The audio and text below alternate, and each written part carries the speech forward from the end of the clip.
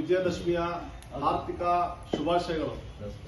ನಾಡಿನ ಜನತೆಗೆ ವಿಜಯದಶಮಿ ಮತ್ತು ಆಯುಧ ಪೂಜೆಯ ಶುಭಾಶಯಗಳು ಹೇಳುತ್ತಾ, ಏನು ಈ ನಮ್ಮ RML ನಗರ 28ನೇ ವಾರ್ಡಿನಲ್ಲಿ ಏನು ದಿನ ಬೆಳಗ್ಗೆ ಇದ್ರೆ ಈ ಒಂದು ವಾರ್ಡಿನ ಕಣ್ಣಂತಾನೆ ಹೇಳ್ಬೋದು.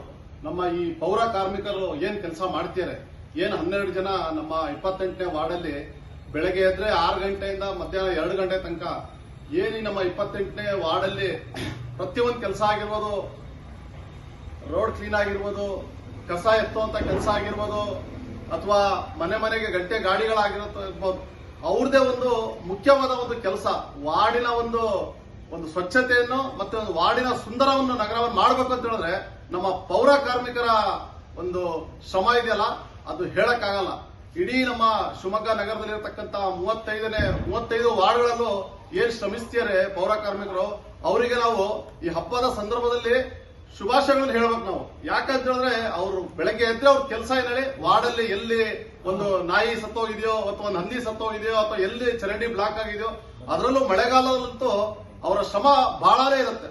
ಹಾಗಾಗಿ ಏನ್ ನಮ್ಮ 28ನೇ ವಾರ್ಡಲ್ಲಿ ನಮ್ಮ ಈ ಎಲ್ಲಾ ಪೌರ ಕಾರ್ಮಿಕರಿಗೆ ಮೇಸ್ತ್ರಿಯಾಗಿ ಕೆಲಸ ಮಾಡ್ತಿರ್ತಕ್ಕಂತಹ ಬಾಲಯ್ಯ ಇರ್ಬೋದು, ಅದೇ ರೀತಿ ನಮ್ಮ ವಾರ್ಡಲ್ಲಿ ಚಿರಪರಿಚಿತರಾಗಿರ್ತಕ್ಕಂಥ ಪೆನ್ಸ್ಲಯ್ಯ ಆಗಿರ್ಬೋದು, ಅದೇ ರೀತಿ ನಮ್ಮ ವೆಂಕಟೇಶ್ ಆಗಿರ್ಬೋದು, ಸತೀಶ್ ಆಗಿರ್ಬೋದು, ನಮ್ಮ ಮಹಿಳಾ ಕಾರ್ಮಿಕರಾಗಿರ್ತಂತ ನನಗೆ ಹೆಸರು ಗೊತ್ತಿಲ್ಲ, ಆದರೂ ಸಹ ನಾನು ಹೇಳ್ತಾ ಇದ್ದೀನಿ. ಹಾಗಾಗಿ ಏನ್ ಇವತ್ತು ಯುಗಾದಿ ಹಬ್ಬದ ದಿನ, ದಸರಾ ಹಬ್ಬದ ದಿನ ಇವತ್ತು ಆಯುಧ ಪೂಜೆ ಅಂತ ಮಾಡಿ ಅವರೊಂದು ಪೂಜೆ ಮಾಡ್ಯಾರೆ.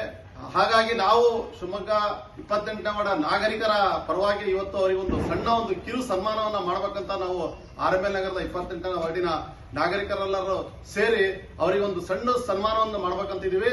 ಈಗ ಮೊದಲನೇದಾಗಿ ನಮ್ಮ ಬಾಲಯ್ಯನವರನ್ನ ನಾವು ಮುಂದೆ ಕರಿತಾ ಇದೀವಿ. ಈ ನಮ್ಮ ಬಾಲಯ್ಯನವರನ್ನ ನಮ್ಮ ವಾರ್ಡಿನ ಚಿರಪರಿಚಿತರು, ಹಳೆಯ ವ್ಯಕ್ತಿ ಅಂತ ನಮ್ಮ ಮುಷ್ತಾಕ್ ಅವರು ಬಂದು ಅವರಿಗೆ ಒಂದು ಮಾಲಾರ್ಪಣೆ ಮಾಡಿ ಅವರಿಗೆ ಒಂದು ಸಣ್ಣದಾದಂತ ಒಂದು ಹಾರವನ್ನು ಹಾಕ್ಬೇಕಂತೇಳಿ ಹೇಳ್ಕೊಂತ ಇದ್ದೀವಿ.